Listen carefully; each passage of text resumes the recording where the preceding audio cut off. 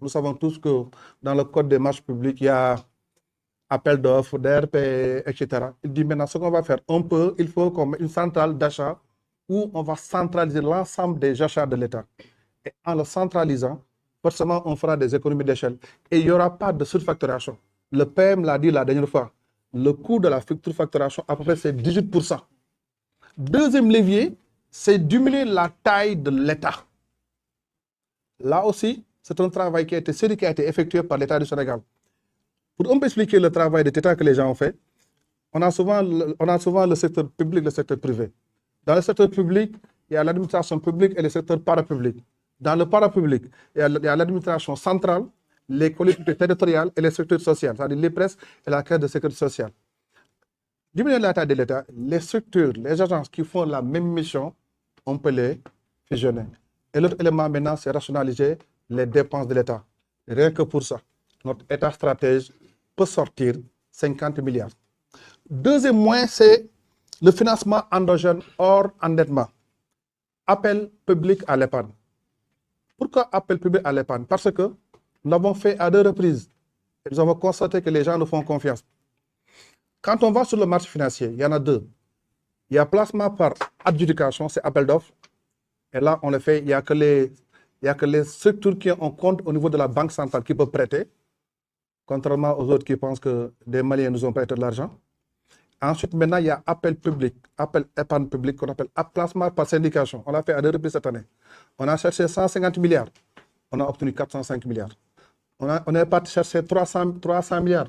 On a obtenu 364 milliards. Pour montrer que, malgré la dégradation de notes par Moody's, par Standard & Poor's, les gens nous font confiance. On dit maintenant, on va miser encore sur l'appel public à l'épargne. Deuxième élément, c'est la promotion du secteur bancaire national. Aujourd'hui, au Sénégal, nous avons 29 groupes bancaires. Et dans ce 29 groupes bancaires, on possède 3 groupes bancaires qui sont majoritairement détenus par l'État. BHS, LBA, BNDE, sur lesquels aussi on peut ajouter la Poste Finance si la Poste Finance est réformée. Parce que ces banques-là seront des banques qui vont contribuer au développement. Troisième élément, finance islamique. Sur la finance islamique, nous avons déjà testé avec Sogepa les soukouk. Les soukouk, ce sont des emprunts obligataires. C'est-à-dire soukouk, emprunt obligataire, eurobond, c'est la même chose. Eurobond, c'est un emprunt obligataire qui est émis en monnaie étrangère. Les obligations assimilables sont là. Les soukouk maintenant sont les obligations qui sont émises dans le finance islamique. Bon, la différence, c'est quoi? La finance islamique, eux, ils considèrent l'intérêt comme étant riba. Donc, du coup, eux, ils ne mettent pas d'intérêt.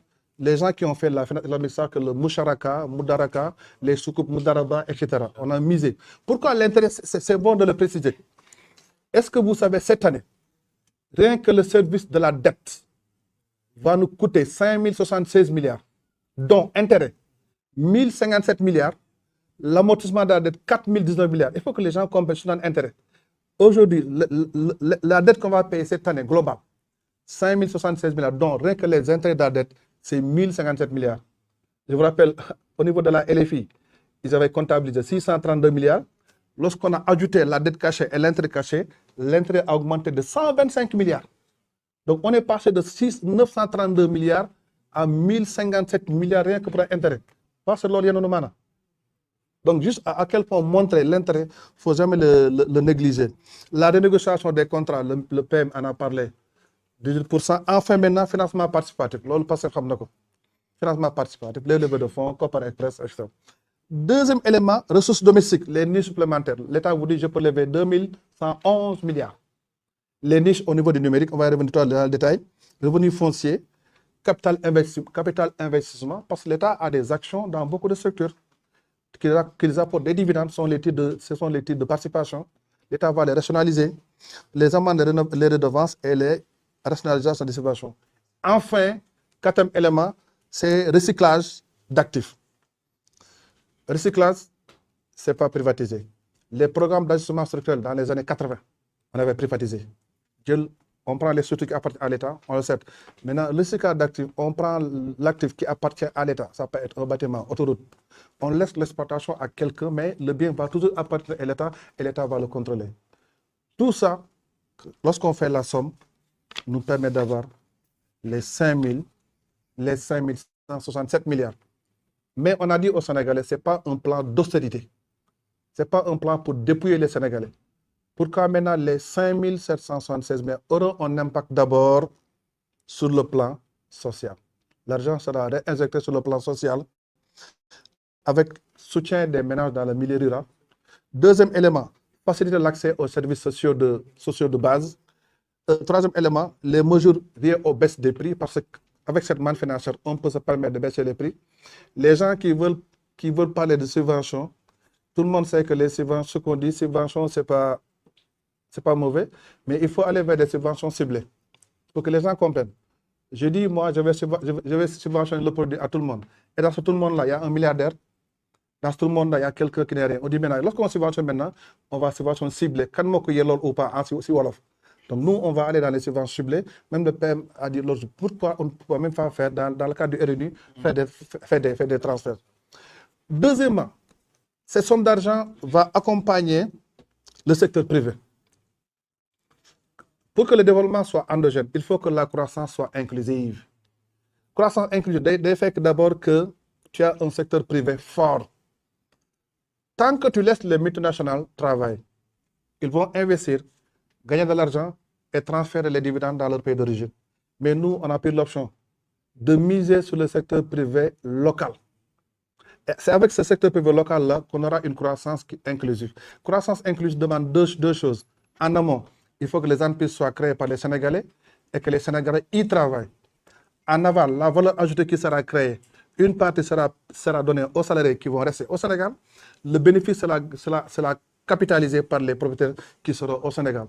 Donc c'est cette croissance inclusive qui va créer un développement endogène. Donc on va accompagner le secteur privé, garantir le secteur privé. Et dans le code des impôts, il y aura le procédure de pro-investissement pour attirer le maximum d'investisseurs. Troisième élément, ça sera quelles sont les filières stratégiques. Dans l'économie compétitive, l'État a ciblé l'ensemble des filières qui sont stratégiques.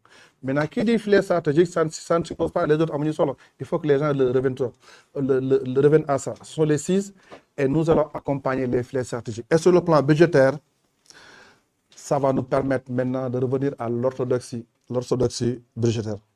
Donc, ce plan va nous permettre de trouver de nouvelles ressources endogènes, de retrouver définitivement l'équilibre budgétaire et d'accélérer le programme de l'économie. Avec ce plan-là, nous avons un État stratège qui va migrer petit à petit de la finance publique à une finance fonctionnelle, dont la vocation principale consiste à faire focus sur l'intérêt général des Sénégalais. Donc voilà de manière assez détaillée. Après, sur les questions-réponses, s'il y a des questions sur lesquelles vous voulez qu'on revienne, on va y revenir. Voilà ce qu'il fallait dire par rapport à ce plan. Ce qu'il faut retenir, c'est 5 667 milliards sans dette supplémentaire, sans fiscalité supplémentaire, sans bras de russes. Ensuite, montrer que cette somme d'argent sera réinvestie pour montrer qu'on n'est pas dans une situation d'ajustement structurel. Pour cela terminer, contrairement à ce qu'ils disent, le Sénégal, après l'échec de politique de développement de Mamadou Dia, de 1960 à 1979, le taux de croissance moyenne tournait autour de 2%. Automatiquement, il fallait faire quelque chose. Donc là, ce n'est pas la même chose. Le fait générateur, là-bas, c'est le FMI et la Banque mondiale qui l'a imposé. Nous, on l'avait décidé. Le Sénégal a fait un plan de stabilisation de 1979-80. Ce plan n'a pas marché.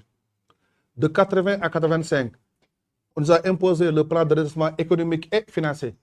Ce plan n'a pas marché. De 85-92, on nous impose les ajustements structurels à moyen et long terme. Ça n'a pas marché. 93-94, ils ont mis le plan d'urgence Sakholoum avec la baisse de 15% des salaires des fonctionnaires. Ça n'a pas marché. 94, on nous a dévalué. Et 96, on a mis officiellement le Sénégal parmi les PPT, pays pauvres, très endettés. Et depuis lors, nous sommes en train de lutter. Donc nous, ce n'est pas un plan qui a été dicté. On n'est pas en austérité et on n'est pas en ajustement structurel. Voilà ce qu'on a voulu partager avec les Sénégalais. Et je vous remercie.